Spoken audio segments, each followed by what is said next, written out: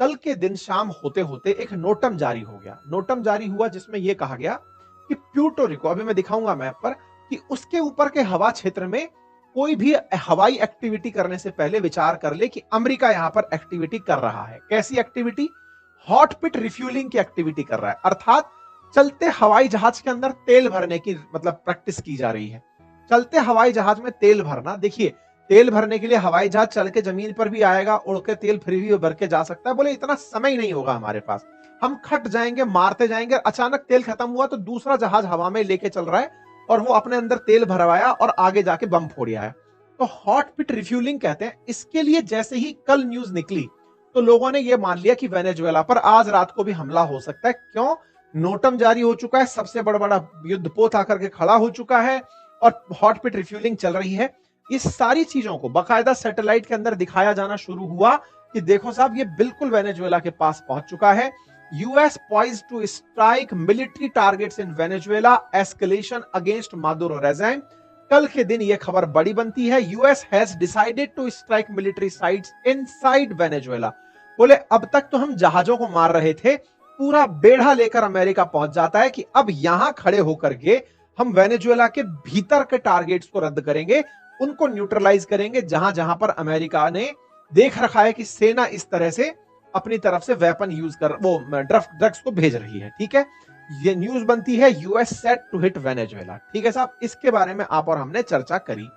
तमाम media handles, news handles इस बात पर प्रतिक्रिया देना शुरू कर देते हैं कि अरे बढ़िया हो जाएगा, हमला होगा, वेनेजुएला के अंदर सत्ता परिवर्तन होगा। इवन वेनेजुएला में भी ऐसे बहुत से लोग हैं जो ये चाहते हैं कि सत्ता परिवर्तन हो। ऑब्वियस सी बात है ना, क्योंकि बहुत से लोग उस गरीबी से बाहर निकलना चाहते हैं, उस महंगाई की जाल से बाहर निकलना चाहते हैं जो मादुरो रेजिम ने लगातार तानाशाही के तहत बनाई हुई है।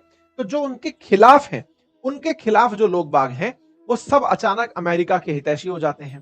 तो ऐसे में ये जो खबर है ना, मियामी हेराल्ड सबसे पहले यही लेकर आया था। आप इस ट्वीट से अंदाजा लगा सकते हैं, जैसे ना इन भाई साहब ने जब न्यूज दी तो इन्होंने मियामी हेराल्ड को ही टैग किया था कि यूएस पॉइज्ड टू हिट।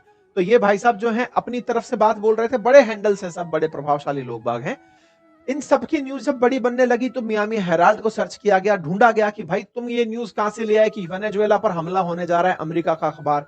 तो भाई साहब ये बात जब निकल कर आई, इसने कहा कि वेनेजुएला पर हमला होने जा रहा है, इसके बाद में अमेरिका के सेक्रेटरी ऑफ स्टेट बाहर आते हैं, मार्को रूबियो, और वो इनको ट्रोल करते हैं कि ओहो तुमको कैसे पता कि हम उस पर हमला करने जा रहे हैं, तुम्हारे सोर्स फर्जी हैं, तुम फेक खबर फैला रहे हो।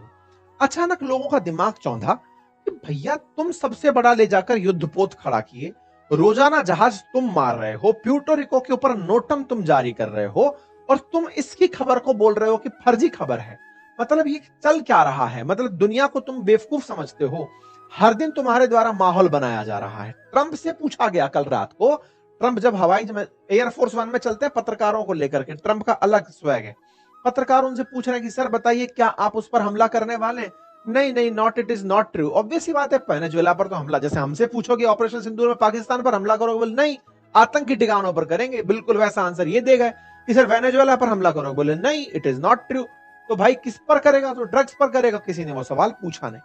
अमेरिका ने इस बात को बिल्कुल वैसे ही झुटला दिया जैसे बचपन में अपन एक कहानी नहीं सुनते थे, जंगल में शेर आया, शेर आया, शेर आया, मजाक चल रही है, अचानक एक दिन शेर आया और वो खाकर चला गया। ट्रंप बिल्कुल उस तरह का माहौल बना रहे हैं, सबसे बोल रहे हैं नहीं हम हमला नहीं करने वाले, हमला नहीं करने वाले। एक दिन धप से हमला कर दिया क्योंकि तैयारियां पूरी हो चुकी हैं।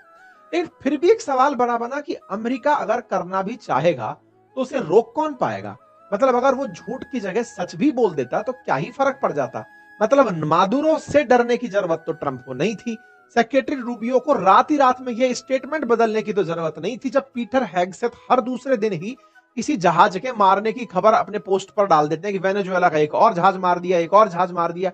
ऐसे में इन पर हमला करना है तो मार्को रूबियो को या ट्रंप को पलटने की क्या जरूरत थी? जरूरत थी भाई साहब, इनने बड़ा खेला कर दिया मादुरो ने। भाई साहब यहां पर हुआ क्या ना कि अमेरिका ने मादुरो को टारगेट करने के लिए प्यूर्टो रिको नामक एक जगह है अमेरिका के दक्षिण में और वेनेजुएला के उत्तर में। अगर आप देखें तो क्यूबा के जस्ट ऊपर की तरफ प्यूर्टो रिको। देखो ये जो क्यूबा है, प्यूर्टो रिको है, त्रिनिदाद टोबैगो, इनकी अपनी कहानी है। क्यूबन क्राइसिस पर ऑलरेडी हमने एक सेशन किया हुआ है, आप उसे भी जरूर देखिएगा। मतलब क्यूबा तो इतनी अल्टीमेट कहानी है ना कि यहां से अमेरिका बहुत नजदीक पड़ता है। एक बार कोल्ड वॉर के एरा में क्यूबा ने अमेरिका को टारगेट करने के लिए मिसाइलें तैनात कर दी थी, वो मिसाइलें रूस की थी। तो क्यूबा भी अपने आप में अमेरिका के लिए बड़ी चिंता रहा है। ऐसे ही अमेरिका ने यहां पर बहुत से आइलैंड अपनी तरफ से पकड़ कर रखे हुए हैं कि कल को वो हमारे खिलाफ ना हो जाए टाइप से। तो क्यूबा के आसपास प्यूर्टो रिको अमेरिका ने पूरी तरह कब्जाया हुआ है। टोबैगो त्रिनाद में अपना जहाज ले जाकर खड़ा कर दिया है वेनेजुएला के लिए। तो क्यूबा जैसा ही समझो फिलहाल के लिए वेनेजुएला के हाल हो रहे हैं। ठीक है साहब, क्यूबा फिलहाल तो सेटल है मामला, कोई दिक्कत नहीं है।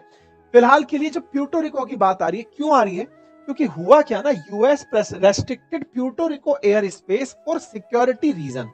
सिक्योरिटी रीजन का हवाला देते हुए कल अमेरिका ने प्यूर्टो रिको का एयर स्पेस बंद करवा दिया। लोगों ने पूछा भाई साहब क्या हो गया, प्यूर्टो रिको का एयर स्पेस क्यों बंद करा रहे हो? ढूंढा गया तो पता चला ये तो वेनेजुएला के बिल्कुल सिर पर बैठा हुआ है। ये वेनेजुएला रहा, इसके उत्तर में प्यूर्टो रिको बैठा हुआ है। यहां क्या कहानी है? तो प्यूर्टो रिको की कहानी क्या है वो मैं इधर दिखाता हूं। इधर देखो आप, 1 नवंबर को आपको एक कटिंग दिखाई देती है। 1 नवंबर आज की खबर दिखा रहा हूं, जिसमें यह दिखाई देता है नोटम जारी किया गया अमेरिका के द्वारा प्यूर्टो रिको के ऊपर। नोटम जारी किया गया और उसकी डेट दी गई 31 मार्च 2026 तक। पूरे अगले 1 साल के लिए इसके ऊपर कोई ना उड़े। यानी कि एक तरह से नोटम जारी कर दिया कि इसके ऊपर से मत जाओगा कोई भी। कहां से? इस जगह से। अगर जाओगे तो फिर हमसे मत कहना हम कुछ गड़बड़ कर दिए। लोग फिर दिमाग लगाए कि भाई ऐसा क्या है प्यूर्टो रिको में। असल में प्यूर्टो रिको अमेरिका ने अपना बढ़िया एक एयरबेस बनाकर छोड़ा हुआ है। प्यूर्टो रिको के अंदर जो सैन्य तैनाती है ना, वो आप इस तरह के एयर बेसेस से देख सकते हैं। मैं आपको तस्वीरें दिखाऊं तो यहां पर जो रेड रेड से डॉट दिख रहे हैं, पता नहीं आपको दिख पाए या नहीं, यहां पर ना अमेरिका ने प्यूर्टो रिको में अपने बेसेस बनाए हुए हैं। जहां पर तैनाती आप देखें तो आप अंदाजा लगाएंगे कि यहां पर सारी फोर्सेस तैनात है, हवाई अड्डे बने हुए हैं, बाकायदा कमर्शियल पोर्ट्स यहां पर बने हुए हैं। अमेरिका ने पूरा प्यूर्टो रिको अपने लिए एक आइलैंड की तरह बनाया हुआ है, जहां से ये अटैक करने की तैयारी करता है। इसके ऊपर से इसने नोटम जारी कर दिया कि कोई इसके ऊपर से मत निकलना। नोटम आया तो आपको तो आदत है कि नोटम हमने भी जब ऑपरेशन सिंदूर के दौरान जारी किया था तो पाकिस्तान पर हमला कर दिया था। अभी हमने युद्ध अभ्यास के दौरान नोटम जारी किया, पाकिस्तानियों की हवा खराब हो गई। उनने भी भाई साहब अपनी तरफ से अपना एयर स्पेस बंद कर दिया, कभी भी मारे जा सकते हैं। तो नोटम तो वैसे टेंशन दे देता है कि भाई कुछ तो ऐसा है जिसके चलते बार बार सूचित किया जा रहा है। इन सब बातों को भाई, एक तरफ तुमने दुनिया का सबसे बड़ा युद्धपोत मुंह पे ले जाके खड़ा कर दिया, उसके ऊपर एयरबेस पर तुमने साल भर के लिए नोटम जारी कर दिया कि युद्ध लंबा चल सकता है। माहौल तो बनेगा ना भाई, माहौल तो इसी बात का बनेगा कि हमला हो सकता है। हमला हो सकता है, लेकिन सवाल यहां से निकला कि इस सारी तैयारी में कल रात को ऐसा क्या घटित हुआ कि ट्रंप प्रशासन अचानक पलटी मार गया। ट्रंप बोले no no it is not true, Marco Rubio बोले कि नहीं नहीं ये सच नहीं है। अचानक ऐसा क्या हुआ कि इन्हें अपनी सारी बातों से एकदम पलटी बयान में मारनी पड़ी। कहानी थी पुतिन भाई साहब का संदेश। असल में इसके पीछे की कहानी सुनिए अब क्या हुआ। जियोपॉलिटिक्स में बड़ा इंटरेस्टिंग चल रहा है। मादुरो को जब ये समझ में आया कि हर दिन मेरे जहाज मर रहे हैं तो अब हमें शरण लेने चलना पड़ेगा। आप जानते हैं कि अमेरिका के खिलाफ अगर किसी को खड़े होने की, मतलब जिसके अंदर कुव्वत है, तो उसका नाम केवल रूस है। वो उसके सामने कभी भी पोजीशन ले सकता है और अमेरिका इस बात को जानता है कि इससे पंगा नहीं लेना है। यही कारण है कि यूक्रेन इतने दिन से पिट रहा है, छेद हो गए हैं उसके अंदर, लेकिन ट्रंप एक बार भी अमेरिका से या फिर यूक्रेन से ये नहीं कहे कि तुम लॉन्ग रेंज मिसाइल ले लो और रूस पे दाग दो। उन्हें पता है कि उस पर दाग दिया तो वो मुझ पर दाग देगा, तो रूस को हाथ लगाने की हिम्मत किसी में नहीं है। मादुरो इस बात को समझ गए क्योंकि ट्रंप ने ये जान लिया, या दुनिया इस बात को जान गई कि रूस पर हमला नहीं किया जा सकता। रूस जिसके साथ खड़ा हो जाए उसके साथ भी हमला नहीं हो सकता। अब हुआ ये, मादुरो पहुंचते हैं पुतिन से मिलने के लिए। खबर बनती है 27 अक्टूबर की, ये जब गोलेबारी फिक रही हैं, उधर की तरफ से इनका यूएसएस का गेराल्ड आया हुआ है, सबसे बड़ा युद्धपोत आया हुआ है।